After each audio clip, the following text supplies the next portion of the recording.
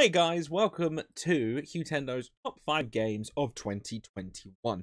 So, normally people do top 10 videos of what games they liked over the year, but me, well, 35, because there were too many and I couldn't really narrow it down. This year, I've basically been playing catch up on lots of games, but I think these 5 games you should probably check out. So we're going to do the top 5 videos.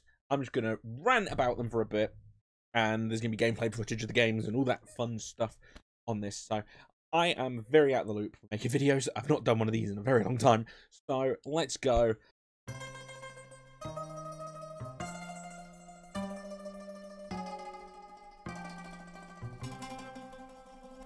So people who know me know that I don't play point-and-click adventure games very much, but there is one point-and-click adventure game I played this year that I absolutely loved and I had to talk about it, and that is Later Alligator, which is an indie game. It is such a fun game. You basically play as a alligator detective and you go around talking to different mobsters because you think they're going to be doing a hit on PT, if I remember correctly. Might be wrong. Character and humor in the game is so good.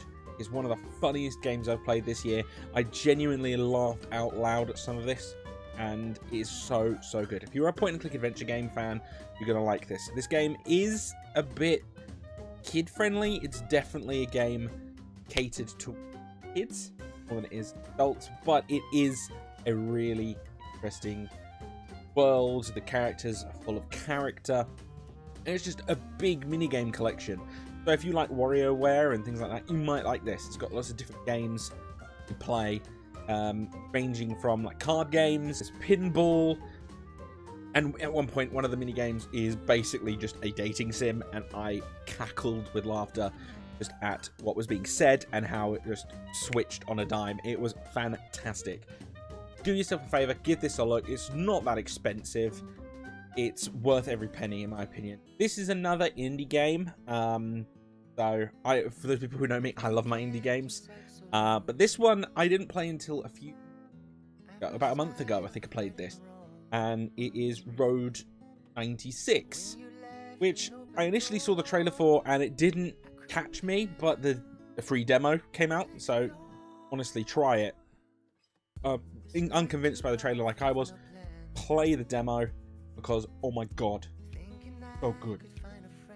So the premise of the game is a new president is being elected, and he is going to basically make the country you're in uninhabitable. And you've got to escape over the border, and you meet different characters along the way. So every character has a different story, and you can meet them at different points of your own story. And the choices you make influence how characters see you, and influence how your journey will progress. It is infinitely replayable. It is so fun.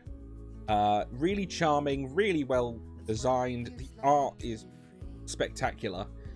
For an indie company, it looks really good. Like, seriously, stop listening to me talk about it. Go get the free demo if you are unconvinced, because this game is just great from start to finish.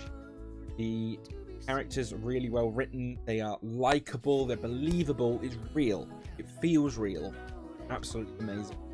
And it's just a massive 90s road trip, and the soundtrack is it's gorgeous, absolutely gorgeous. I love a good soundtrack in a video game, and it is definitely one of the best soundtracks I've listened to this year. The songs are very good. Number 3 is technically 2 games, but we're going to talk about one of them because I've only played through one of them, and I'm not going to spoil the story because you guys really got to do it. Famicom Detective Club is one of the best remakes to come out this year. It is so good.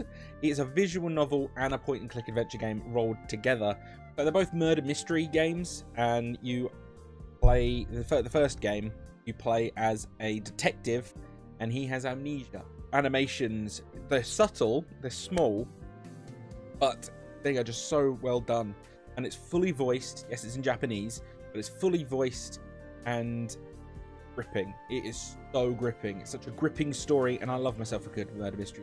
This is just a good blend of the two, and you get 2 games in the package. It's a download-only game here in the UK, anyway. You have to buy both in a bundle, which is about £50. But if you can get them separately, get the first game first, give it a go, and if you like it, buy the second one. It definitely has a few quirks, like most old NES games do. It has some quirks. You can tell it was made for the original Famicom, with some of the mechanics and some of the puzzles are a little bit, yes, if I'm honest. But other than that, it is absolute joy to play. It's so good. Please go and check this game out. Tetris is freaking amazing. Add effects and soundtracks to it and make it online. Yeah, Tetris Effect Connected. There we go. Just getting out there. Tetris Effect Connected is phenomenal. Yes, from the outside looking at it, just looks like Tetris, but it is a visual spectacular. This game was initially made for VR, and if I had the Nintendo Toy-Con VR set, I would play this on VR if compatible. Don't know if it is. Don't think it is, but I would play it like that because it's so immersive. It's so immersive even at night. Playing it with headphones on in handheld. This is definitely a game I would recommend playing in handheld mode over TV mode with a docked. This game is so good. And you can also play it on PlayStation. It's on other consoles and stuff, but I play it on Switch. I've got it on Switch. It's so good. The soundtrack is beautiful. It has some of the best... It's probably the best soundtrack of the year for me. This is soundtrack of the year. There was an award show for me. Soundtrack of the year goes to Tetris Effect Connected. Number 1.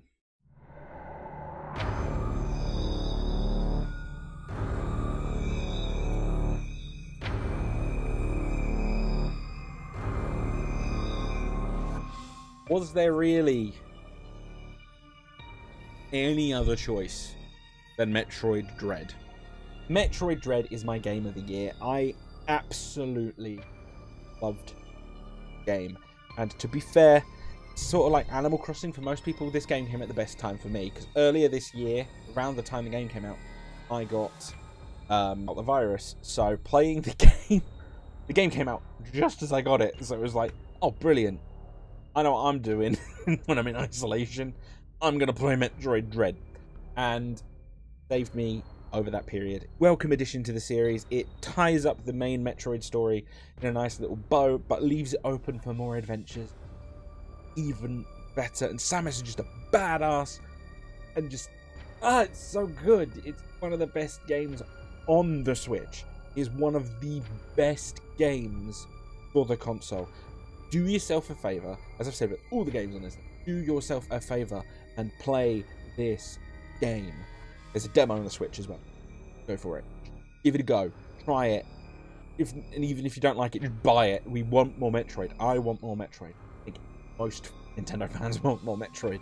Metroid Dread is definitely my game. That's it for this video. Thank you very much for watching, and just to let you guys know, this is my own opinion. All of these game choices are my opinion. If my game choices aren't the same as yours, I'm very sorry, but these are my top 5 games here. If you like this video, don't forget to hit that like button. Subscribe for more videos. There's going to be more stuff coming in 2022. I promise I'm not going to be as sporadic as I was this year. But also, catch me on Twitch. I stream over on Twitch most days. Twitch.tv/Hughtendo. Thank you very much for watching, guys. You guys are amazing. Love every single one of you. Have a fantastic year. Stay safe, and I will see you in the... Take care.